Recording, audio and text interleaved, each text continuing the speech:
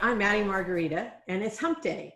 You know what that means. It's time for the Southern California Writers Association's brand spanking new Hump Day book tour. What is the SCWA Hump Day book tour, you ask? Well, every Wednesday at 10 a.m. Pacific Standard Time, SCWA turns our Facebook page over to a different author. Guests have 5 to 7 minutes to introduce themselves, their work, and share a quick writing tip or two. So take a break, grab a cup of coffee, and enjoy as SCWA's Hump Day book tour proudly welcomes Matt Coyle. Matt is the author of the best-selling Rick Cahill crime novels. He knew he wanted to be a crime writer when he was 14, and his father gave him The Simple Art of Murder by Raymond Chandler. His foray into crime fiction was delayed for 30 years, as he spent time managing a restaurant, selling golf clubs for various golf companies, and in national sales for a sports licensing company. Writing at night for over a decade, his debut novel, Yesterday's Echo, was finally published in 2013. The wait was almost worth it, as it won the Anthony Award for Best First Novel, the San Diego Book Award for Best Mystery, the Ben Franklin Award for Best New Voice in Fiction. And there are many more awards and nominations, Matt, but I'll let you talk about that. Lost Tomorrows, Matt's sixth Rick Cahill novel, was released in December 2020. Matt lives in San Diego with his yellow lab, Angus, who maybe we'll hear from later on in this interview at some point, and extemporaneously, of course, where he's writing his 7th crime novel. Hi, Matt. Hello. How are you? Good, how are you? Good. Yeah, so I was stating earlier when we were talking off air, the mailman already came, so there's one less potential Angus barking situation, but the neighbors might walk by, so he may get into it then. Well, you know, they say the postman always rings twice. Oh, anyway, yeah, I just throw that in. Okay, so we've got a couple of minutes. Why don't we start out with Lost Tomorrows? And you want to talk about why you wrote that and what is different about Lost Tomorrows from your first 5 books in the Rick Cahill series? Yeah, first of all, a little quick background on Rick. He's a disgraced former cop. Now, let's see, when Lost Tomorrows opened up, it's been 14 years, I think, since his wife was murdered up in Santa Barbara. He was arrested for the crime, but never tried, released, never exonerated.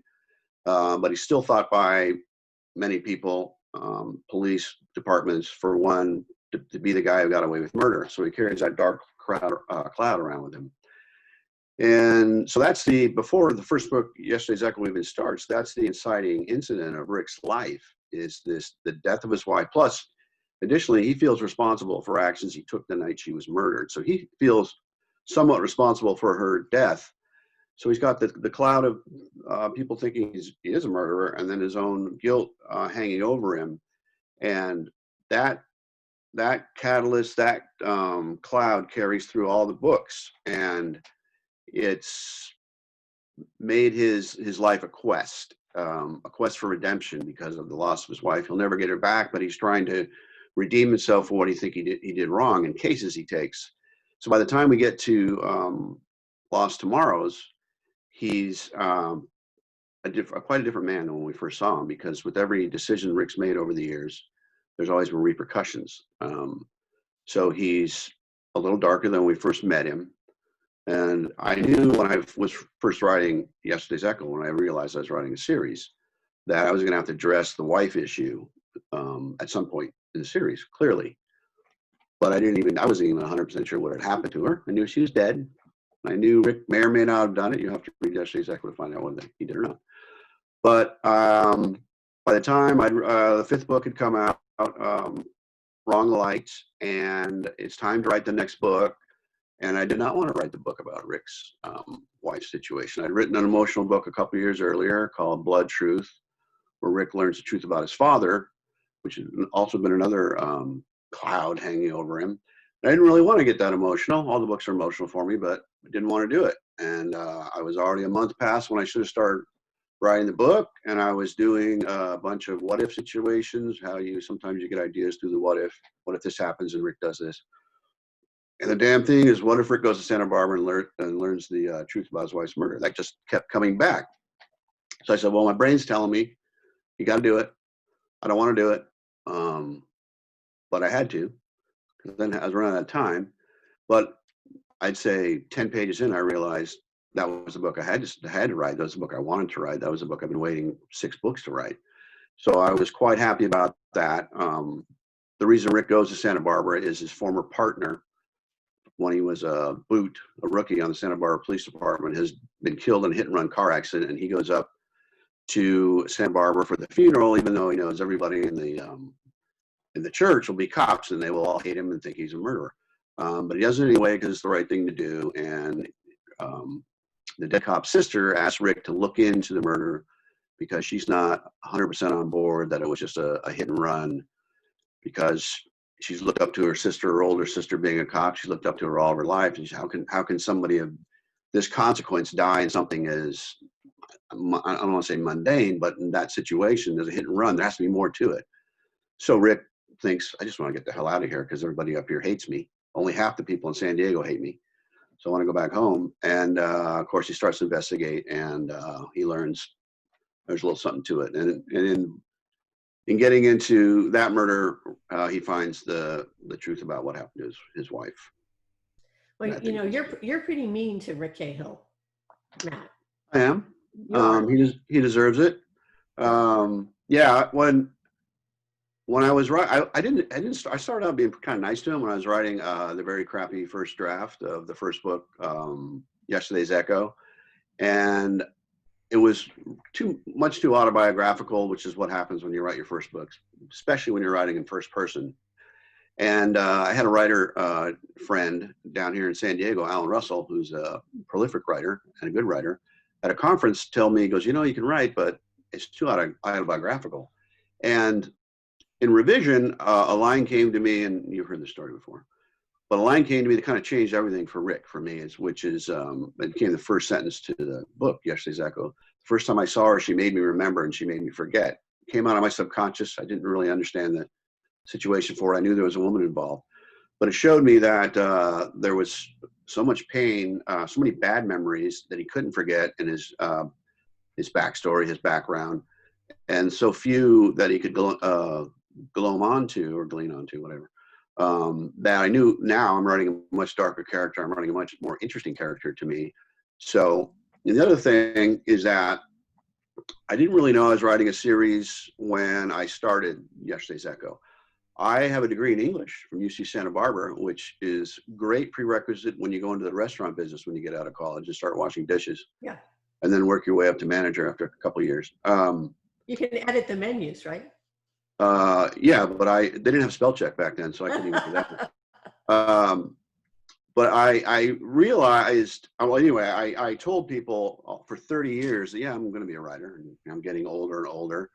So when I decided, after I helped put the fourth golf company I worked for in 10 years out of business, I said, this is it. I'm taking time off. I'm going to write a book, or I'm not going to talk about it. But I didn't really think about writing a series. I just wanted to prove to myself and to the poor, unfortunate people that had to listen to me tell them I was a writer for 30 years that I could actually write a book. But in the middle of writing that book, I realized, shit, I'm writing a series. The more I wrote Rick, the more I realized I didn't know him that well. There was more to learn, and there was more stories to tell.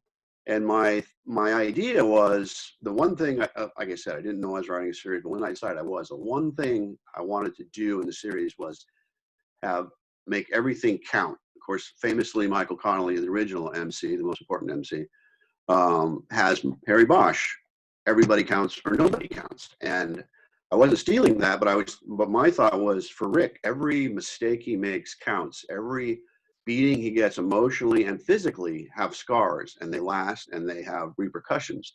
And so with that in mind, with each book, those had to carry over. The story may not carry over, but the repercussions of what had happened to him carries over. So it changes him with each book. He's a little darker with each book. More of a devolution, as opposed to an evolution of character. So, and I don't even know what the question was. I'm going to just keep talking for a while, okay? Whatever it was, it must have been great, because that was a fantastic answer. So, go ahead. Well, no, I was just going to say we're coming to the end of our time, and every time we talk, we could talk for a longer time. But so, can we talk about the next book at all, or do you want to do that? Yeah. Okay.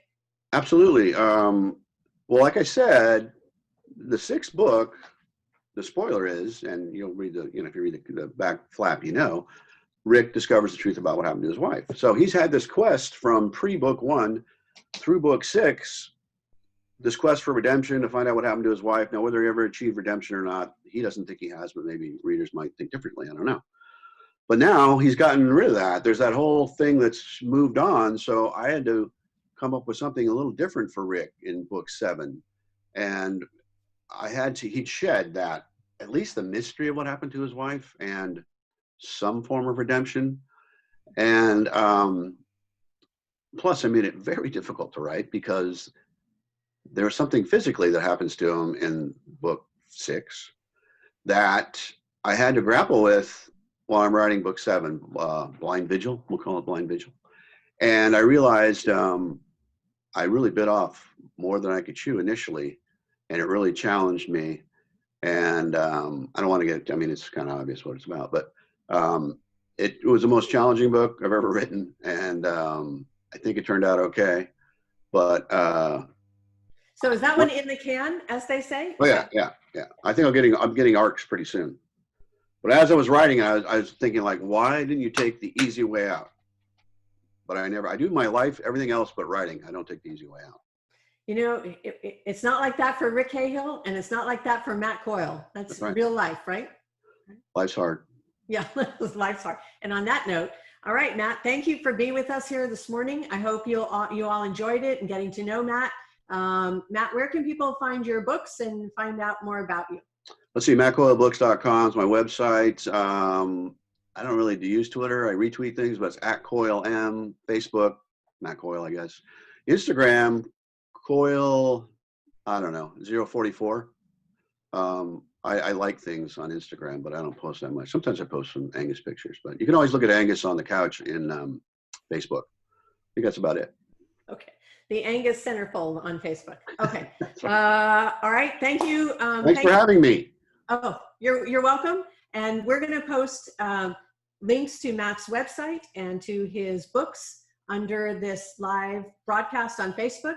So you can just look at the Southern California Writers Association page to find out more information about Matt. Good luck, Matt, and we'll see you soon. Let me just say, to see the Angus Centerfold, you have to go to the dark web. Dark web. We take you dark places here on the Hump Day Book Tour. All right, we'll see you soon. Thank you.